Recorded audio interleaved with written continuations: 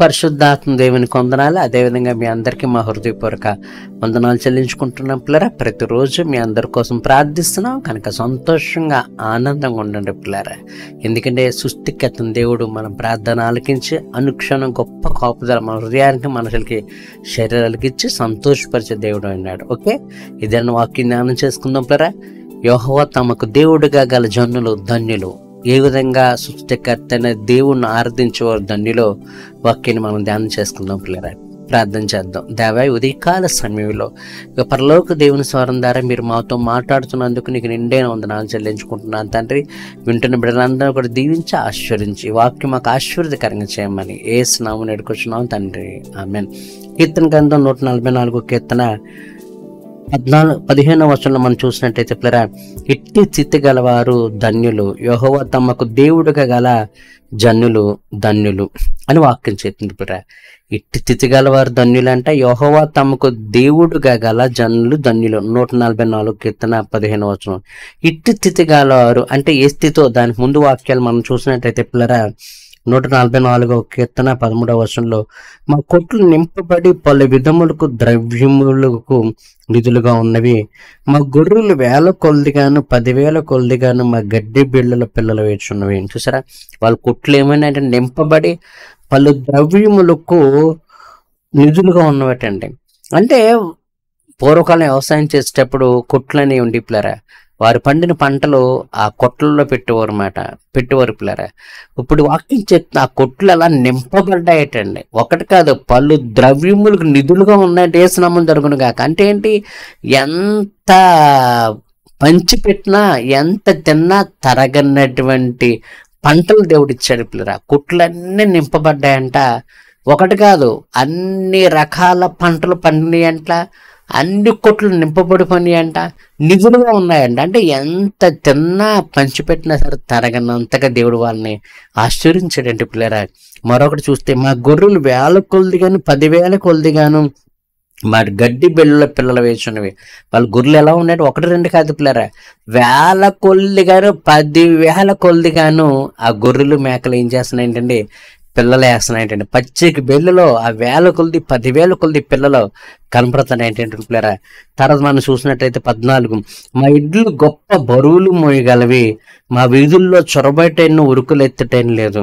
ఆ ఇడ్లు ఎలా ఉన్నాయంటే వాళ్ళ ఎద్దులు గొప్ప బరువు అంట. ఎంత బరువైన మోయగలవంట, ఎంత బరువు మూసినా సరే ఉరుకులు ఎత్తడం కానీ పరిగెత్తడం కానీ ఉండబట్టండి, తాపిగా వెళ్తాయట ఎంత బరువు వేసినా. అంటే ఎంత బలమైన ఎద్దులు ఉన్నాయో చూడండి పిల్లరా. ఇంకా వాక్యం చెప్తుంది, వారిలో శ్రమ కలిగిన వారు మొర్ర వినబట్టేం లేదు. గట్టిగా చెప్పండి. ఇంకా అద్భుతం ఏంటంటే, అసలు శ్రమ నాకుంది, బాధ నాకుంది, కష్టం ఉంది అనేవారి మొర్ర అసలు ఆ దేశంలో వినబడట్లేదు. దేశం నామలు జరుగును గాక. ఎంత గొప్ప స్థితి పిల్లరా. అందుకే వాక్యం చెప్తుంది 144 కింద 15 వచనం, ఇట్టి స్థితిలో గలవారు ధన్యులు. ఇట్టి స్థితి అంటే ఇప్పటిదాకా మనం ధ్యానం చేసుకున్న పిల్లరా, ఎంత సమృద్ధి, పంటలు పండడం, కొట్లు నింపబడడం, ఎంతమందికి ఇచ్చిన తరగని నిధులుగా ఉండడం, గొర్రెలు 10,000 కొలది 10,000 కొలది పిల్లల్ని పచ్చికలేయడం, వాళ్ళకున్న ఎడ్లు ఎంత బరువైన మోయగలిసితూ, అసలు ఆ దేశంలో శ్రమ అనే వారు లేకపోవడం ఎవరికి ఉంటుంది పిల్లలు. ఎంత అద్భుతమైన స్థితి. ఇట్టి స్థితి గలవారు ధన్యులు. ఎవరంటే ఆ స్థితి కలిగిన వాళ్ళు, సృష్టికర్త అన్న దేవుని పట్ల విశ్వాసం కలిగి నమ్మకం కలిగి జీవించే వాళ్ళు పిల్లరా. నీ జీవితంలో పాపం అనేది పోవాలంటే, పాపం అనేది పోతేనే నీ జీవితంలో శాంతి సమాధానం రాదు పిల్లరా. నీ జీవితంలో సృష్టికర్త దేవుని పట్ల విశ్వాసం కలిగి నమ్మకం కలిగి జీవించినప్పుడు, నీ తప్పులు నీ పొరపాట్లే పాపాలను ఒప్పుకున్నప్పుడు ఆయన నీ హృదయంలో గొప్ప నెమ్మది సమాధానం సంతోషం ఇస్తాడు, నరకం తప్పిస్తాడు. బంగారు వీధులతో చెప్పిన పరలోక రాజ్యంలో దేవుడిని చేస్తాడు పిల్లరా. అంతేకాదు, ఈ లోకంలో కూడా వాక్యలో చెప్పినట్టుగా పిల్లరా, నీ గొర్రెలు ఎలా ఉంటాయంటే 1000 కొలది 10,000 కొలది. పూర్వకాలం ఆస్తి ఏంటంటే గొర్రెలే పిల్లరా. గొర్రెలు ఎలా ఉంటాయంటే 1-2 కొలది 10,000 కొలది. అంటే ఎంతగా దేవుడిని బ్లెస్ చేస్తాడు. రెండవది వ్యవసాయం. ఆ కొట్లు ఎలా ఉందంటే పళ్ళు విధములు ద్రవ్యాలు నింపబడ్డాయి. పూర్వకాలం ఆస్తి ఏంటంటే వ్యవసాయం, ఈ గొర్రెలు, ఆవులు, మేకలు, గేదెలు ఇవే పిల్లరా. అవి రెండు వాక్యం చెప్తుంది, గొర్రెలు 1 కాదు 2 కాదు 10,000 కొలదిగా పిల్లలు పుడుతున్నాయంటండి.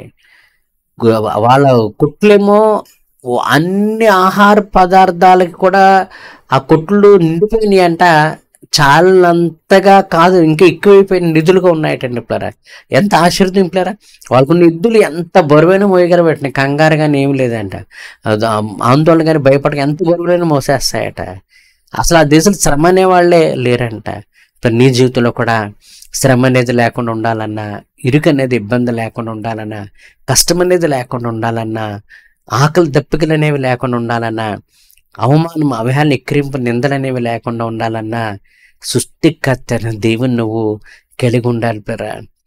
అందుకే అంటాడు ఇక్కడ, ఇట్టి స్థితి గలవారు ధన్యులు. అంటే ఎంత సమృద్ధి కలిగిన వాళ్ళు, ఆహారానికి లోటు లేకుండా, వస్త్రాలకు లోటు లేకుండా, తిండికి లోటు లేకుండా, వెండి బంగారాలకు లోటు లేకుండా, పేరు ప్రఖ్యాతులకు లోటు లేకుండా, మరి ముఖ్యంగా శాంతి సమాధానాలు సంతోషాందాలకు లోటు లేకుండా, బంధుమిత్రులకు లోటు లేకుండా జీవితం ఉంటే ఎంత సంతోషంగా ఉంటుంది పిల్లరా, ఎంత ఆనందంగా ఉంటుంది పిల్లరా. చాలాసార్లు మనం అనుకుంటే కొరత ఏంటి, ఈ లేమేంటి, ఏంటి సరైన తిండి తినలేకపోతున్నా, సరే వస్త్రాలు లేవు, బిడ్డలు చదివించడానికి మంచి డబ్బు లేదు, వాళ్ళు వివాహాలు చేయడానికి డబ్బు లేదు, వాళ్ళు ఉద్యోగాలు చేయడానికి డబ్బు లేదు, లేదంటే ఏంటి ఇరుకు మంచి స్థలం కొనుక్కోలేకపోతున్నాను, ఇల్లు కట్టుకోలేకపోతున్నాను, లేదా ఒక మంచి మోటార్ సైకిల్ కారు కొనుక్కోలేకపోతున్నాను, ఏంటని మనం ఏం చేస్తా ఉంటండి, అనేక విధాలా మనం బాధపడుతుంటాం పిల్లరా. కానీ సృష్టికర్త దేవుని పట్ల విశ్వాసం కలిగి నమ్మకం కలిగి జీవించినప్పుడు నీకు పాప క్షమాపణ కలుగు చేయడమే కాదు, సంతోషం ఆనందం ఉండవే కాదు, ఆ పరలోక రాజ్యం నేను చేర్చడమే కాదు, నీకు కావాల్సిన నెమ్మది సమాధానం ఇవ్వడమే కాదు, నీ జీవితంలో ప్రతి అవసరతను కొరతని ఆ ప్రభు తీరుస్తాడు పిల్లరా. అందుకే పిల్లరా పౌలు రాసిన పత్రికలు అంటాడు, బుద్ధి జ్ఞాన కొలిస్తే 2:3 ఫిలిప్పి బుద్ధి జ్ఞాన సర్వసంపదలు ఆయన ఎందుకు గుప్తమై ఉన్నాయని. బుద్ధి జ్ఞాన సర్వసంపదలు ఎవరి దగ్గర ఉన్నాయండి? సృష్టికర్త దేవుని దగ్గర ఉన్నాయండి. అందుకే ఫిలిప్పి రాసిన పత్రికలో అంటాడు, ఆయన తన మహిమ ఐశ్వర్యం చొప్పున క్రీస్తు యేసు మహిమ ఐశ్వర్యం మన యొక్క ప్రతి అవసరం తీర్చబడుతుందండి. ఆ క్రీస్తు యేసు దగ్గర మహిమ ఐశ్వర్యం చొప్పున మన యొక్క ప్రతి అవసరత కూడా తీర్చబడుతుంది పిల్లరా. ఎందుకంటే ఆయన దగ్గర బుద్ధి జ్ఞాన సర్వసంపదలు ఉన్నాయి పిల్లరా. ఆ బుద్ధి జ్ఞాన సర్వసంపదలు ఎవరికి ఇస్తాడు పిల్లరా? ఆయన నమ్ముకున్న బిడ్డలకి, ఆయన ఆరాధించే బిడ్డలకి, ఆయన సేవించే బిడ్డలకి, ఆయన అంగీకరించిన బిడ్డలకే ఆయన దగ్గర ఉన్న బుద్ధి జ్ఞాన సర్వసంపదలు ఇచ్చి ఆయన మహిమ ఐశ్వర్యం చొప్పున ఆయన నమ్ముకున్న బిడ్డల ప్రతి అవసరతని కోతను తీర్చి వారికి అన్ని విషయాల్లో సమృద్ధి అనేది దేవుడు ఇస్తాడు పిల్లరా. ఏ విషయంలో లోటు లేకుండా, ఏ విషయంలో ఇది తక్కువ ఉంది, ఇది కొరత అనేది లేకుండా దేవుడు అద్భుతమైన సమృద్ధి గల స్థితిని దేవుడు ఇస్తాడు పిల్లరా. ఇశ్రాయేలు ప్రజలు ఐగుప్తు దేశంలో ఉన్నప్పుడు, వాళ్ళు బానిసత్తులు ఉన్నప్పుడు, ఆ బానిసత్వం తట్టుకోలేక ప్రాణం పోతే బాగుండు, చనిపోతే బాగుండు అనుకునే స్థితిలో వాళ్ళు మొర్రపెట్టినప్పుడు ఆ మొర్రను ఆలకించి దేవుడు ప్రార్థించి పలుతెలను ప్రవేశించే కనాన్ దేశానికి తీసుకొస్తాడు పిల్లరా. ఆ దేశం గురించి ఉంటుంది, అది ఇనుపు రాళ్ల గల దేశం, వెండి బంగారంలో కలిగిన దేశం. ఆ దేశంలో నీకు ఏ లోపం ఉండదు, అది కరువు అనుకోకుండా తిని తృప్తి పొందే దేశము. అక్కడ ఒలీవ నూనె ఉండే దేశము, ద్రాక్ష పండ్లు, అంజూరపు చెండ్లు, దానిమ్మ పండ్లు ఉండేటువంటి దేశము. ఆ దేశం నీకు కరువు అనేది ఉండదు, నీకు ఏ లోపం ఉండదు, అక్కడ తిండి తృప్తి పొందొచ్చు అంటది పిల్లరా. వారిని ఏ దేశంలో తీసుకొచ్చాడు పిల్లరా? ఐగుప్తు బానిసత్వంలోంచి. ఐగుప్తు బానిసత్వం ప్రాణం పోతే బాగుండు, చస్తే బాగుండు, ఎందుకు బతుకి జీవితం అనుకునే స్థితి నుంచి పాలు తెన్ను ప్రవహించే సమృద్ధిగా దేశం, కరువు అనేది లేదు జీవితం, ఇరుకు అనేది ఇబ్బంది అనేది లేదు జీవితం తండ్రి. తినడానికి అన్ని రకాల పళ్ళు, త్రాగడానికి అన్ని రకాల జ్యూసు, మంచి వస్త్రాలు. అక్కడ అంటాడు, మీరు కట్టని ఇల్లు ఇస్తాను, మీరు కట్టని పొలాలు ఇస్తాను, మీరు నాటిన ద్రాక్ష తోటలు ఇస్తాను అని ఇస్రాయేలు ప్రజలకి ఆ యూబీసులు, కనానీలు వీళ్ళందరూ దేశస్తులు వెళ్ళగొట్టి ఆ దేశాన్ని దేవుడు ఇశ్రాయేలు ప్రజలకు ఇస్తాడు పిల్లరా. వారు నాటని బావులు నీళ్ళు తాగారు, వాళ్ళు నాటని పళ్ళ తోటలు తిన్నారు, వాళ్ళు కట్టని పురాల్లో నివసించారు, వాళ్ళ కట్టని ఇళ్లలో వాళ్ళు నివసించారు పిల్లరా. దేవుడు ఉచితంగా అవన్నీ ఇచ్చాడు పిల్లరా. అందుకే వాక్యం చెప్తుంది, ఇట్టి తిత్తి గలవారు ధన్యులు. అక్కడ వాక్యం చెప్తుంది పిల్లరా, శ్రమ అయినను బాధ అయినను శ్రమ పెట్టేవారు మొర్ర వారికి వినబట్టలేదట. అసలు ఆ దేశంలో శ్రమ నాకుంది, బాధ ఉంది అనేవారు మొర్ర వినబట్టలేదటండి. అంటే శ్రమ బాధ అనేది వారికి లేదంటే పిల్లరా. యేసునామం దొరుకును గాక. నా ప్రియ సహోదరి సహోదరుడా, దేవుడి పట్ల విశ్వాసం కలిగి నమ్మకం కలిగి నువ్వు జీవించినప్పుడు నీ జీవితంలో ఎంత భయంకరమైన కష్టం ఉన్నా, ప్రాణం పోతే బాగుండనే స్థితిలో ఉన్నా, ఈ కరువేటి, లేమేటి, వస్త్రహీనతేంటి, ఈ బాధ ఏంటి, ఈ అనారోగ్యం ఏంటి, అప్పులేంటి, ఆర్థిక సమస్యలు ఏంటని నువ్వు అనుకుంటున్న స్థితిలో ఉంటే ఈ రోజే సృష్టికర్తను దేవుణ్ణి ప్రార్థన చేయి. ఒకవేళ దేవుని నమ్ముకొని ఉంటే వాక్యానుసారంగా నీ నడకని, నీ ప్రవర్తనని, నీ జీవితాన్ని దిద్దుబాటు చేసుకున్న ప్రియ సహోదరి సహోదరుడా, దేవుడు నమ్ముకొని వాక్యానుసారంగా నువ్వు నీ ప్రవర్తన నడకని దిద్దుబాటు చేసుకొని జీవిస్తే కరువు అనేది లేని జీవితం ఇస్తాడని, లోపం అనేది లేని జీవితం ఇస్తాడు పిల్లరా. నీవు కూడా వాళ్ళ వాక్యులు చెప్పినట్టుగా వారి కొట్లు పలు ద్రవ్యాలకి నిధులుగా ఉన్నట్టుగా ఏ విషయం లోటు లేకుండా ఆహారమే కదా, వస్త్రాలే కదా, వెండి బంగారులే కదా, మేడమిద్దులే కాదు, సమృద్ధిగా దేవుడు నీకు ఇస్తాడు నా ప్రియ సహోదరి సహోదరుడా. ఏ విషయం లోటు కరువునేది రానివ్వడు పిల్లరా. ఆ గొర్రెలు 1000 కొలిది 10,000 కొలిది పిల్లలు పుట్టినట్టుగా నీకు ఎంత ఆస్తి కావాలంటే అంత ఆస్తి, ఎంత గంత కావాలంటే అంత గంత ఇస్తాడు. అలా వాళ్ళిద్దరు బరువు ఎంత బరువైనా మోసేవంట.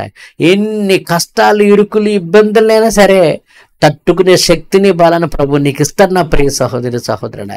ఎటువంటి భయంకర శోధనలు, ఇరుకులు, ఇబ్బందులు, ప్రపంచం ఎవరికి లేని కష్టాలు, ఇరుకులు, ఇబ్బందులు నీకు వచ్చినా సరే వాటిని తట్టుకుని వాటి మీద విజయం సాధించే శక్తిని దేవుడు ఇస్తాడు.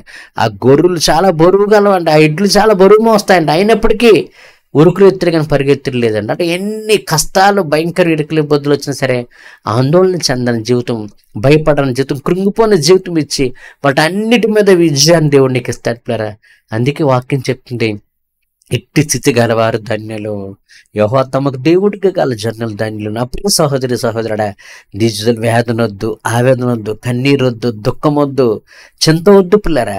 ఆ సృష్టికర్తను దేవుడిని ఆరాధించే, ఆ సృష్టికర్తను దేవుడు చెప్పినట్టుగా నువ్వు జీవించు.